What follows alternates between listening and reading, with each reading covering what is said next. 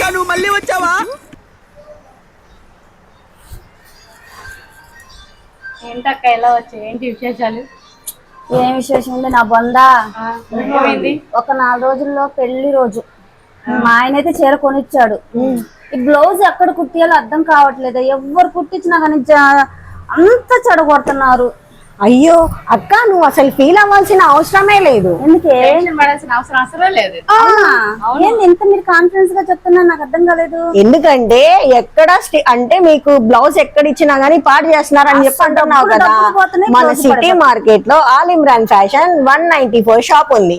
అక్కడికి వెళ్తే నీకు స్టిచ్చింగ్ బ్లౌజెస్ గానీ లాంగ్ ఫ్రాక్స్ గానీ ఎవ్రీథింగ్ నువ్వు ఏ మోడల్ చూపించినా గానీ ఆయన కుట్టిచ్చేస్తారనమాట. నిజంగానా? నిజంగా అక్క. నాకు ఇంత మటుకు తెలీదు.